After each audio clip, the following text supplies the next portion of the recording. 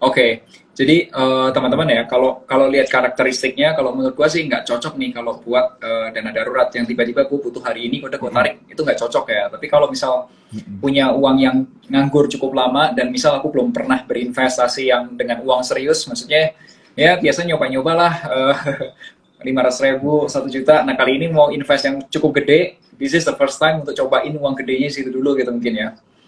Mm-mm.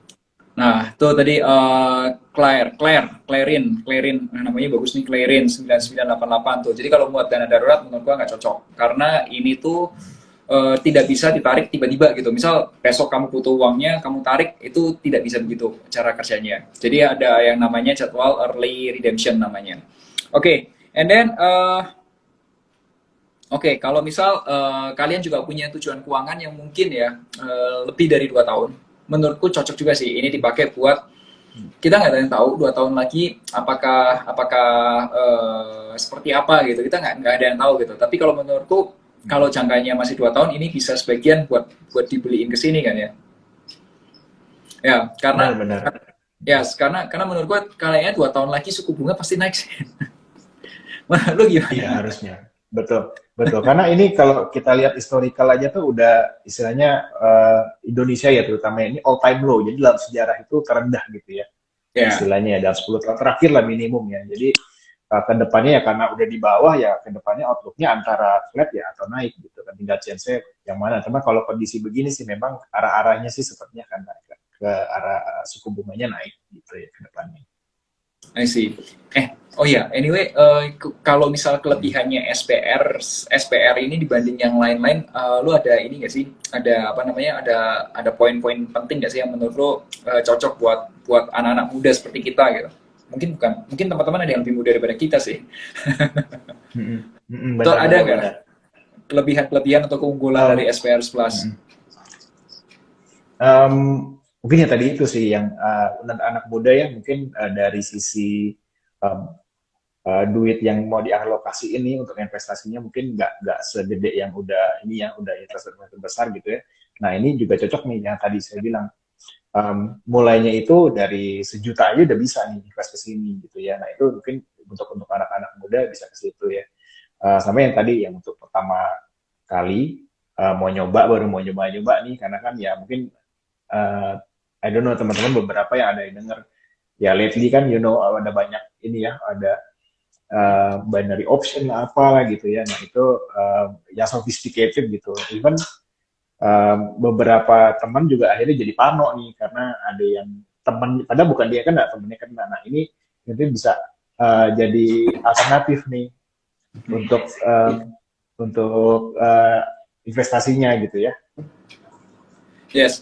Nah, teman-teman sebagai gambaran ya, teman-teman ya. Ini tadi kalau dibilang kan ini aman. Jadi kalau biasanya kalau beneran aman itu in return berarti returnnya nggak akan bisa sampai istilahnya sampai ratusan persen enggak lah. Ini tuh kurang lebih Betul. pemerintah tuh ngasih 5,5 minimum. Jadi kurang lebih kalau kalian invest 10 juta rupiah itu cara ngitungnya ya teman-teman ya 10 juta rupiah nih sambil ngitung kalkulator 10 juta rupiah dikali 5,5% itu minimum dikali 90% itu kurang lebih setahun dapat 495.000. Gue yakin sih mungkin buat orang kan wah bisa lebih gede nggak sih. Nah makanya itu gue bilang kalau misal kalian pakai uang serius misal nih ya belum pernah invest katakanlah jebret sekali invest katakanlah 10-20 juta gitu this is the first time cobain angka gede karena ini untuk yang salah satu yang aman menurutku kenapa amannya karena gini bedanya sama deposito kalau deposito itu dijaminnya sama LPS setauku. Nah kalau yang SPR ini jaminannya ke pemerintah langsung di bawah Kemenkeu Bu Sri Mulyani itu di bawah Dirjen namanya DJPPR ya nggak salah ya Ya, betul, Kemenkeu BJPPR. ya Benar. di JPPR. Nah itu tuh makanya ini aman banget. Jadi kalau misal kalian invest 10 juta dapatnya 495.000. Kalau nggak salah di tempat lo ada cashback nggak ya? Di tempat lo ada Ada promo cashback, nggak? ada cashback, betul, betul, ada cashback Ya. untuk Terus pembelian kemudian kalau SBR ini. ada ya. Nah itu jadi teman-teman. Ada. Kalau nanti kita coba tanya ya cashbacknya berapa ya. Ini sebelum cashback nih. Ya Iya, dihitung betul. hitungan dulu. Ya, aku paling suka kalau hitung-hitungan. Jadi kalau misal teman-teman ya sampai, oh ya, pembeliannya itu ada limitnya. Jadi kalau satu orang, satu KTP, itu cuma boleh beli maksimal tuh 2 miliar. Jadi kalau 2 Benar, 2 miliar, miliarnya juga di semua selling agent tuh. Jadi kalau ada mau beli di 10 fintech itu total-total semua juga 2 miliar gitu. yes. Jadi kalau misal ada orang yang invest 2 miliar, itu setahun dia dapat kupon, pasif aja, nggak ngapa-ngapain, itu dapat 99 juta. 99 juta itu sudah bersih ya, udah kena pajak ya. Minimal 99 juta, itu kalau dibagi 12 bulan, berarti tiap bulan dapat tambahan sekitar 8 juta 250 ribu. Nggak ngapa-ngapain. Uangnya yang beneran Benar. kerja. Itu nggak ada manusianya nggak kerja lagi. Uangnya yang beneran kerja. Itu tiap bulan dapat 8 juta 250 ribu. Menarik kan? Nah, makanya ini harus tahu cara pakainya gitu kalau produk kayak gini. Jadi kayak dibandingin uang yang nganggur, nggak kemana-mana, atau kurang gede, ini 8 juta 250 ribu. Tapi kalau misal angkanya naik dari 5% jadi 6%, suku bunganya, apa namanya, kuponnya, itu Kuponnya. ya setahun itu dapat 108 juta uangnya. Lumayan kan? Good loh. Lumayan banget. Yes. Kerja 100 juta setahun juga nggak gampang ya bro. Apalagi kalau ini uangnya kerja. Iya, benar. Oke. Nah, tadi teman-teman ada satu fitur yang tadi sempat teknis banget dibicarain itu istilahnya tuh floating with floor gitu. Nah, ini istilah teknis banget. Jadi buat teman-teman yang mungkin baru pertama kali dengar floating with floor, mungkin Daniel kamu cobain jelasin floating with floor bahasa Oh, iya. simpelnya. Saya coba ya jelasin ya. Ya, boleh boleh. Iya, jadi oke, untuk kuponnya ini istilahnya floating with floor. Jadi itu kalau obligasi itu dia ada dua macam ya. Jadi jenis kupon. Ada yang fix itu kan kayak yang kemarin-kemarin saya ada ori atau sukuk retail gitu ya. Jadi kuponnya pas diterbitin sampai jatuh tempo tuh tetap tuh saya 5,5% ya udah sampai jatuh tempo 5,5%. Nah, ada jenis obligasi yang seperti ini itu namanya kuponnya floating atau mengambang. Nah, mengambang itu dia kuponnya bisa naik turun gitu. Nah, cuma supaya menarik nih dari Kemenq itu menambahkan namanya floor. Floor itu keistilahnya kupon minimal lah gitu ya. Jadi nah biasanya kupon floating itu dia ada satu acuan terus plus ditambah berapa persen. Kayak ini kan kalau yang SBR 11 ini acuannya tuh si 7 days reverse repo rate ya, BI rate lah gitu ya. Ditambah 2%. Tadi BI rate 3,5 plus 2%, jadi 5,5. Nah, itu kupon pertama. Nah, kupon pertama ini itu istilahnya floor, jadi minimum. Jadi kalau nanti kayak tadi ya BI rate misalnya naik nih ke 4%, berarti nanti kuponnya jadi 4 plus 2% tadi spread tadi. Jadi kuponnya dapatnya 6%. Nah, tapi kalau BI rate saya turun nih, ekstrim deh, 1% BI rate gitu ya. Jadi kan kalau 1 ditambah spread 2%, jadi kan 3%. Nah, tapi karena kupon minimumnya 5,5, dari investor tetap dapatnya di 5,5 gitu. Nah, itu yang menariknya tuh juga itu tuh. Jadi istilahnya potensial ke atasnya tuh nggak terbatas, tapi batas bawahnya tuh ada minimumnya gitu. Ya, mungkin hopefully bisa ini ya gampang dimengerti teman-teman. Intinya sejelek-jeleknya lu dapat 5,5%. Ya, tapi bisa lebih, tapi nggak mungkin bisa kurang dari 5,5% untuk yang SPP ini. Gitu. Sejelek-jeleknya dapatnya 5,5%. Dan no risk. Jadi teman-teman ya, aku ceritain ya, ada orang yang bilang investasi apa yang bebas risiko. Kalau ada orang bilang deposito. Kalau menurut gua, investasi yang benar-benar nggak ada risikonya atau orang teknisnya bilang risk free rate gitu ya. Itu tuh menurut gua adalah surat utang negara. Dan kalau bisa surat utangnya lebih jangkanya lebih panjang. Karena yang kalau sampai negara gagal bayar itu bahaya banget. Makanya biasanya negara, apalagi di bawah Kementerian Keuangannya, semua negara itu berusaha tidak ada yang namanya gagal bayar. Dan setauku Indonesia belum pernah gagal bayar sejak setelah zaman 98 ke atas, itu sudah tidak pernah ada gagal bayar. Selalu bagus. Dan dunia sudah mengapresiasi Indonesia itu untuk layak investasi. Jadi surat utang Indonesia kalau dijual ke luar negeri pun sudah termasuk negara yang dipandang udah layak untuk orang-orang berinvest. Dan ya kenapa kita nggak invest gitu sebagai warga negaranya? Kalau punya uang, ya makanya itu. Oke. Kemudian terus kemudian yang paling enaknya itu kalau yang SPR ini benar-benar ini bedanya sama yang ori nih. Kalau karena sama-sama perbandingannya apple to apple, obligasi lawan obligasi gitu ya, atau surat utang lawan surat utang gitu. SPR ini kalau menurut menurut lo gimana Dan? Ada nggak ya perbedaannya mungkin dari fluktuasi harga atau apa gitu yang menurut lo ini benar-benar lebih enak gitu?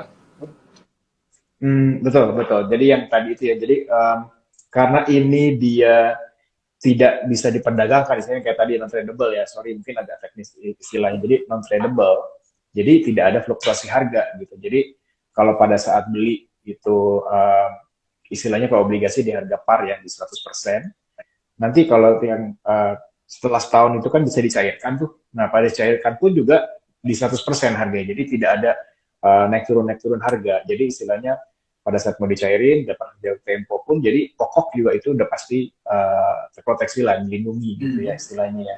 Dan yang tadi itu yang dibilang sama Martin tadi, dilindunginya langsung dari pemerintah, dijamin ya, dijamin pemerintah Kemenkyu, dan sampai levelnya undang-undang. Undang-undang itu istilahnya kalau hukuman istilahnya paling tinggi ya, kastanya gitu ya. Nah, ini Ya. undang-undang. Jadi kupon bulanannya itu pokoknya diwajibin bayar, pemerintah wajib bayar. Jatuh tempo juga dari kuponnya juga, pokoknya, pokok investasinya juga dia wajib juga dilunasi sama pemerintah gitu. Jadi, nah itu, ini jadi amannya tuh, istilahnya seaman-aman investasi tuh kayaknya ini SBR 11 ini. Oke. Anyway, kalau dari sisi satunya lagi risikonya apa kalau beli ini? Nah, kalau risikonya betul. Jadi kayak tadi ya kayak investasinya ada return, ada risiko. Nah, risikonya sebenarnya kalau dari sisi obligasinya, share nature produk obligasi pasti ada risiko gagal bayar yang tadi ya. Itu secara umum lah. Cuman seberapa besar risikonya? Tadi kayak Melvin share kan dari Indonesia itu udah layak investasi ya, investment grade lah istilahnya. Udah lulus lah ambang batas bahwa ini Indonesia nih boleh invest gitu di Indonesia, Yes. direkomendasikan untuk invest gitu ya, udah dapat uh, investment grade istilahnya yang di market. Nah, jadi resiko gagal bayar itu kita bisa bilang kecil banget gitu ya, istilahnya kayak kita nih yang warga negara Indonesia ya, kita seberapa percaya sih Indonesia misalnya 10-5 tahun ke depan bakal bangkrut sama sekali gitu kan, itu kayaknya hampir mustahil lah istilahnya, apalagi ya kayak sekarang asing aja banyak masuk ke kita gitu kan istilahnya. Kita uh, percaya sih untuk risikonya itu kayak hampir gak ada lah untuk risiko gagal bayar. Nah, satu lagi sebenarnya yang mungkin tadi teman-teman perlu perhatikan, karena ini kan nggak gampang, nggak bisa dijual anytime gitu ya. Jadi Hmm. ada istilahnya kita risiko likuiditas gitu. Jadi teman-teman tiba-tiba mau pakai duitnya, nah tapi sementara fiturnya ini dia nggak bisa kapan aja nih, hanya pada saat early redemption window yang setelah setahun itu juga cuma 50%-nya doang yang bisa dicairin, sisanya ya harus nunggu sampai jatuh tempo gitu. Nah itu Oh, mungkin di situ yang perlu teman-teman perhatiin tuh, apakah duitnya ini sampai amannya sih 2 tahun ke depan ya, bakal mau dipakai gak nih? Tapi kalau mau dipakai ya berarti harus pakai duit lain atau amountnya lebih kecil gitu supaya bisa uh, idle lah duitnya gitu. kurang lebih 2 tahun tuh berarti 2024 ini bulan Mei, mungkin Jun ya? 2024 Mei Jun. ya, Mungkin sekitar habisnya sekitar Julian mungkin ya, Juli 2024 mungkin ya. betul 10 Juni 2024 to be Oh, 10 precise Juni. untuk majority-nya. Oke. Terus kalau misal nih ada orang yang kayak mau beli itu lewat apps atau harus pergi ke bank Commonwealth atau ke mana? Nah, jadi kalau pemerintah sendiri sih dia assign beberapa, ada bank, ada fintech, ada juga sekuritas gitu ya untuk Hmm, jadi istilahnya midis ya, mitra distribusi ya, selling agent. distribusi. Nah, salah satunya itu Commonwealth nih yang sudah di assign oleh Kemenkyu sebagai mitra distribusi. Nah, um, untuk pembelian SBR ini itu sebenarnya udah berjalan sekitar 3 sampai 4 tahun kalau nggak salah. Dari Kemenkyu tuh kalau ada kayak peluncuran perdana gini harus online, wajib. Kalau Oke, nggak online nggak bisa jual gitu. Jadi oke. pasti online lewat apps gitu ya. Nah, kalau di Kombank sendiri kita di Commonwealth itu kita ada aplikasi namanya Kombank Smartwell. Nah, itu Kombank Smartwell itu teman-teman juga bisa ya transaksi obligasi ya, termasuk kayak gini yang pasar perdana, pasar sekunder, terus juga untuk reksadana. Jadi istilahnya untuk kebutuhan wealth management-nya itu bisa end to end bisa diakomodir di Smartwell apps ini. Nah, untuk pembeliannya jadi teman-teman bisa melalui Smart Wealth, Combank Smart Wealth, itu ada beberapa tahapan tuh, Melvin. Jadi ini sebenarnya sih semua sama requirement dari Kemenq ya. Jadi mau di semua saving agent termasuk Combank sama. Jadi pertama itu ada tahapan teman-teman harus punya ada istilahnya SID, jadi Single Investor Identification. Nah itu teman-teman harus buat SID. Kalau sudah dapat SID itu nanti baru teman-teman bisa istilahnya registrasi gitu ya untuk pembeliannya. Registrasi itu adalah nanti teman-teman masuk ke menu registrasi itu nanti nge-connect-in aplikasi Combank Smart Wealth teman-teman ke sistemnya Kemenq karena real time tuh online-nya. Nah habis itu udah langsung bisa pesan. Setelah pesan, dia tuh modelnya mirip-mirip e-commerce ya. Jadi kayak kita mau beli apa di belanja-belanja online gitu, jadi bayar, pesan, habis pesan kita ada bayar. Nah bayarnya itu juga bisa dari Combank, juga bisa dari cabang atau dari internet banking, atau bisa juga dari di mana aja. Ah ya betul. Gitu. Jadi dari mana aja juga bisa bayar. Jadi karena modelnya kayak bayar pajak gitu teman-teman untuk pembayaran ini. Jadi selama banknya itu bisa mengakomodasi pembayaran pajak, nah itu teman-teman bisa bayar dari mana aja sebenarnya untuk order SBR ini, gitu, Melvin. Dan setahu gue katanya udah tinggal sisa dikit kan, bener gak sih? Katanya tinggal sisa 20% gitu atau berapa persen doang gitu? Iya, ternyata karena betul. Kalau nggak salah 20 ya, sekitar 20 hampir di bawah 30% sih yang terakhir saya dapat infonya, karena dari sisi kuponnya ternyata di Bu Sri Mulyani lagi baik nih, dikasihnya lumayan tinggi floornya gitu ya, 5,5 itu ini banget sih, oke banget sih untuk rate-nya gitu ya. Yes, emang benar sih teman-teman. Kalau dibandingin sama sebelumnya, kalau nggak salah yang ini tuh lebih tinggi berapa ya? Setengah atau 0, berapa ya dari yang sebelumnya? Setengah kalau nggak salah terakhir itu 4,95 kalau nggak salah ya, saya lupa juga. Jadi intinya kalau ini dibandingin yang sebelumnya ini lebih menarik gitu. Jadi kalau perbandingan SBR 10 sama 11, ini 11 lebih menarik sebenarnya. Nah, terus kemudian kalau misal beli di tempat lu tadi cashback-nya berapa, bro? Cashback-nya itu 0,15% maksimum. Jadi tergantung amount-nya. Jadi ada tiering-tiringnya. Jadi kalau amount tertentu nanti cashback-nya sih up to 0,15% dari nominal pembelian. Gitu. I see. Jadi selain dari kupon 5,5 plus tambah cashback tambahan dari tempat lo. Kelanjutannya gitu. Kalau dari tempat lo gimana? Orang-orang antusias beli atau gimana sekarang di tempat ya. Di Kamarnya so far antusiasmenya lumayan tinggi ya, mungkin karena kuponnya itu ya termasuk ya kayak dibanding sebelumnya itu termasuk salah satu tertinggi kalau nggak salah dari beberapa peluncuran terakhir ya untuk retail bond ini. Jadi so far sih antusiasmenya lumayan ini ada nih di nasabah kita gitu. I see, good lah. Jadi teman-teman kalau misal kalian mau coba, ini aplikasinya yang namanya Combank Smart Wealth nih. Ya, ini kelihatan nggak ya logo ya? Nah nih, Combank Smart Wealth. Nah nanti itu tapi kalau nggak salah ya waktu itu kalian harus buka dulu akun bank di Commonwealth, kemudian baru download aplikasinya ini, udah baru bisa beli dari sini. Kalau nggak salah sekarang juga sudah bisa tuh buka akunnya lewat online. Dulu harus pergi ke bank, tapi sekarang udah online kan nggak salah. Iya benar. Jadi kita ada satu lagi apps lagi, itu namanya Combank Mobile. Nah itu Combank Mobile itu teman-teman untuk buka account itu bisa pakai Combank Mobile tuh, nggak perlu datang ke cabang lagi repot-repot. Nih yang biru nih. Ya.